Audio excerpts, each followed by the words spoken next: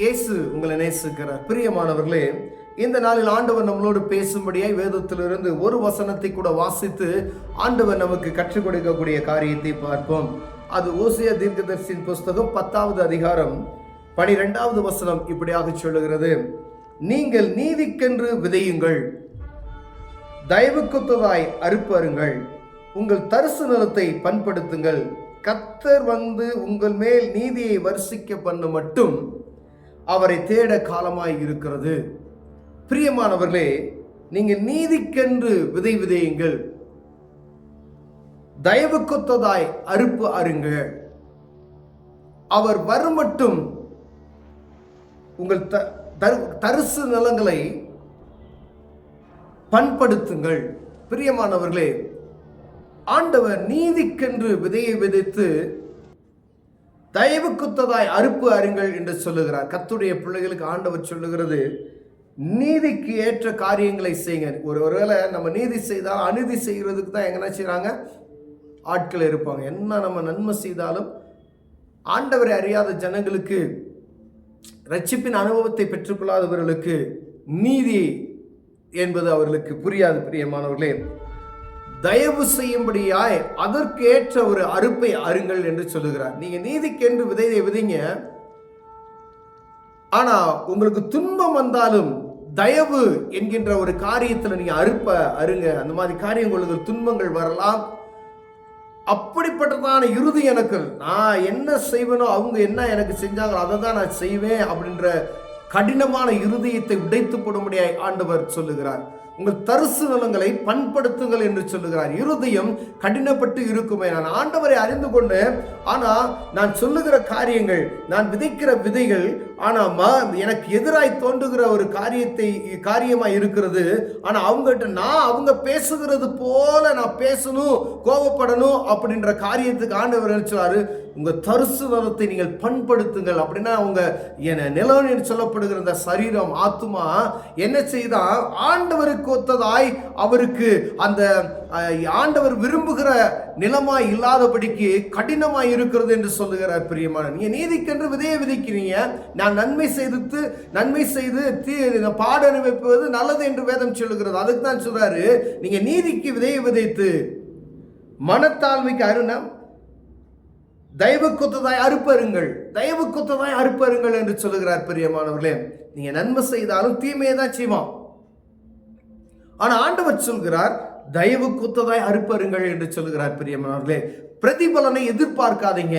நீங்க நன்மை செய்தது நிமித்தமா அவர்கள் உங்களுக்கு நன்மை செய்ய வேண்டும் என்பதற்கு நீங்கள் எதிர்பார்க்காதீங்க. அது ஆண்டவர் உங்களுக்கு செய்வார். மனிதனை நீங்க பார்க்காதீங்க. நீங்க ஆண்டவர் சொன்னது போல நன்மையை மாத்திரம் நீங்க செய்யுங்க. தீமைக்கு அவங்க செஞ்சாலும் நீங்க ஒன்றும் பேசாதபடி இருக்கும்படி ஆண்டவர் விரும்புகிறார். ஒருவேளை அப்படிப்பட்ட இறுதியை நமக்குள்ள இல்லைன்னு வச்சுக்கோங்களேன், ரட்சிப்பின் அனுபவத்தை பெற்றுக்கொண்டேன், பரிசுத்த ஆவியின் அபிஷேகத்தை பெற்றிருக்கிறேன், மூழ்கி ஞானஸ்தானம் எடுத்து விட்டேன், ஆனா நன்மை செய்கிறேன், எனக்கு தீமையை அனுபவிக்கக்கூடிய ஒரு சூழ்நிலை வருகிறது. என்னுடைய சரீரம் ஜென்ம சுவாபம் என்கின்ற அந்த காரியம் எனக்குள் வெளிப்படுமையானால் அவர்களுக்கு என்ன செய்தார்களோ அதையே நான் பிரதிபலிப்பாய் செய்ய வேண்டும் என்ற ஊக்கரமா அந்த கோபத்தோடு நாம் எழுந்து அவர்கள் மேல் கோபம் கொள்வோமையானால் ஆண்டவர் சொல்லுகிறார், அப்ப நீ இன்னும் சரியாய் பண்படுத்தப்படாதபடியா இருக்கிறாய். உன் தரிசு நிலத்தை நீ பண்படுத்து. நீதிக்கென்று விதைத்தாலும் நீ ஆண்டவருடைய கிருபைக்காய் அறுக்கிறக்கூடிய ஒரு மனிதனாய் மாறும்படியாய் விருப்பப்படுகிறார். பிரியம் அநேக ரட்சிப்பின் அனுபவத்தை பெற்றுக்கொண்ட பிள்ளைகளை பாருங்க, என்ன செஞ்சாங்க அவங்களுக்கு விரோதமாய் அவங்களை ஒரு வார்த்தை பேசிட்டு வந்தாதான் ஆத்மா அந்த சாந்தி அடை, அதாவது மனம் ஆறு அப்படின்னு சொல்லுவாங்க பார்த்தீங்களா. இப்படி பேசிட்டாலே நான் 2 வார்த்தை நான் கேட்டு வந்துடுறேன் அப்படின்னு சொல்லுவாங்க. ஆனா அந்த தாழ்மை ஒரு கர்த்தருடைய பிள்ளைகளுக்கு எப்படி இருக்குன்னா, பேசிட்டு போறியா, தூத்திட்டு போற, அவ்வளவுதான். ஆண்டவர் சொல்ல, ஒரு கண்ணத்துல நான் அறுத்த மறு கணத்தை காமி அப்படின்னு சொல்லுகிற அர்த்தம் என்னன்னா, அவங்க அப்படிதான் மனுஷன், என்ன அப்படிதான் மனிதனுக்குள்ள காணப்பட சுவாபங்கள் அப்படிதான் இருக்கும். நம்ம என்ன செய்தாலும் அவர்கள் நன்மையை செய்யணும்னு சொல்லி 100க்கு 100 எல்லாருமே உண்மையா இருக்க மாட்டாங்க. பெரியமானவர்களே, இப்ப ஆண்டவர் நமக்கு கற்றுக் கொடுக்கிறது, கர்த்தருடைய பிள்ளைகள் நீங்கள் இப்படித்தான் இருக்கணும். நீ நீதிக்காய் விதைய, ஆனா நீ அந்த நீதியவே அறுக்கணும் நீ நினைக்காத. விரோதமாய் பேசுவான், அவர்கள்கிட்ட நீ சாந்தமாய் நடந்து கொள் என்று சொல்லுகிறார். பிரியமானவர்களே, அவர் நீதியை வர்ஷிக்க மட்டும்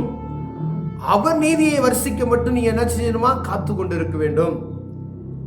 காலம் வர வரைக்கும் நம்ம என்ன செய்யணும்? அதை செய்து கொண்டே இருக்கணும் அப்படின்னு சொல்றாரு. நம்ம அந்த பொறுமையற்ற சூழ்நிலையில எளிமையா சொல்லணும்னு சொன்னா, உங்க கூட பிறந்த சகோதரனோ சகோதரியோ உங்க உறவினர்களோ செய்கிற காரியத்துக்கு மாறுபாடான, ஒருவேளை மற்ற ஜனங்களை விட்டுருங்களேன், அதாவது நம்ம இரத்த உறவு சம்பந்தப்பட்ட அடுத்தவங்களை விட்டுருங்க, இரத்த சம்பந்தமா இருக்கக்கூடிய ஆட்களை நம்மளால மன்னிக்க முடிகிறதா? அவங்க என்ன சொன்னாங்களோ அதுக்கு பதில் வார்த்தை நம்ம என்ன செஞ்சணும்? பேசிட்டு வரணும். அவங்களும் ரட்சிப்பின் அனுபவத்தை பெற்றிருப்பாங்க, நாமளும் ரட்சிப்பின் அனுபவத்தை பெற்றிருப்போம். அவங்களும் பரிசுத்த ஆவியின் அபிஷேகத்தை பெற்றிருப்பாங்க, நம்மளும் பரிசுத்த ஆவியின் அபிஷேகத்தை பெற்றிருப்போம்.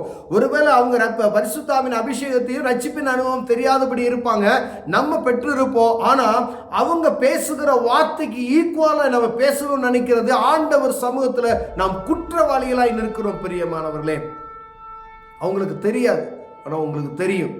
அப்ப நீங்க எனக்கு தெரியாது என்று சொன்னீங்க அப்படின்னா நீங்க பரிசுத்த ஆவியின் அபிஷேகத்தை பெற்றுக்கொள்ளல. அப்படின்னா நீங்க சும்மா மாயமாலமான காரியமாய் நடக்கிறீங்க. நீங்க மூழ்கி ஞானஸ்தானம் எடுத்து விட்டு ஆனா எனக்கு அது கற்றுக்கொள்ள முடியல அப்படின்னு சொன்னா உங்க பாவத்துக்கு மறித்து நீதிக்கு பிழைக்கிற அனுபவம் உங்களுக்குள்ள ஒன்றும் வரல என்பதை அர்த்தம். நீங்க தண்ணியில முக்கும் பொழுது எதுக்காக உங்களை முக்கிறார்கள் என்றால், ஆண்டவரோடு அந்த தண்ணியில முக்கும் பொழுது மறித்து அடக்கம் பண்ண என்னுடைய பாவம், கோபம் எல்லாம், என்ன பெருமை எல்லாம் தண்ணிக்குள் அடக்கம் பண்ணப்பட்டு நான் புதிய மனிதனாய் உருவெடுக்கிறேன் என்பதற்காகத்தான் அர்த்தம். அதற்கு மேல கற்றுக்கொள்ளணும். ஒவ்வொரு நாளும் ஒரே நாளில் நீங்க பரிசுத்தவானாய் மாற முடியாது, ஆனா கற்றுக்கொள்ள முடியும். 4 வார்த்தை பேசுற இடத்துல ஒரு வார்த்தை பேசிட்டு போங்க, பழகிக்குங்க. அப்ப ஆண்டவர் உங்களை ஆசீர்வாதம். அது பலன் யார் தருவார்னா, நீதியை வர்ஷிக்கிறவர் தான் தருவாரு. நீங்க இந்த பூமியில இருக்கக்கூடிய மனுஷன் நீங்க எதிர்பார்க்க முடியாது. ஆண்டவர் அதுக்கான உங்களுக்கு உள்ள அந்த கிருபையை அவர் தருவார், அதுக்கான ஆசீர்வாதத்தை கட்டளையிடுவார். பிரியமானவர்களே, அப்படின்னா நம்முடைய மற்றவங்க கிட்ட நம்ம தாழ்மையின் குணமாய் நடந்து கொள்ள வேண்டும், கிறிஸ்துவின் அன்பை வெளிப்படுத்த வேண்டும் என்று ஆண்டவர் விரும்புகிறார். பிரியமானவர்களே, நீதிக்கென்று விதையை விதைத்து தயவுக்குத்ததாய் அறுப்பருங்கள் என்று சொல்லுகிறார். அப்ப ஆண்டவருடைய பிள்ளைய, ஆண்டவருடைய அன்பை நீங்க வெளிப்படுத்தினாவே மற்றவங்க என்ன செய்வாங்க? இவங்களுக்குள்ள இயேசுவை நான் பார்க்கிறேன், இவங்களுக்குள்ள ஆண்டவர் இருக்கிறதை நான் பார்க்கிறேன், இவர்கள் கிறிஸ்தவர்கள், இவர்கள் இப்படிதான் இருப்பாங்க அப்படின்ற ஒரு அவங்க நற்சாட்சியை சொல்லும்படி அழைக்கப்படுகிறோம். ஒருவேளை நான் அவங்க பேசுறதுக்கு ஒருவேளை சூழ்நிலை திடீர்னு நம்மளை அறியாம கோபம் உச்சிக்கு ஏறி பேசக்கூடிய ஒரு சூழ்நிலை எல்லாம் கொண்டுட்டு வருவாங்க. ஆனாலும் அதுலயும் காத்து நடக்கும்படி ஆண்டவர் விரும்புகிறார். கர்த்தர் அற்புதங்களை செய்ய வல்லவராக இருக்கிறார். ஒருவேளை என்னுடைய ஆவி ஆத்மா சரீரத்தை ஆண்டவருக்குள்ள ஒப்பு கொடுத்து அப்படி இருக்கும் பொழுதுதான் இதெல்லாம் நடக்கும் பாருங்க. அப்ப தேவ சமூகத்துல காத்திருந்து இதுக்கான பலனை எனக்கு தாங்க ஆண்டவரே அப்படின்னு சொல்லணும்.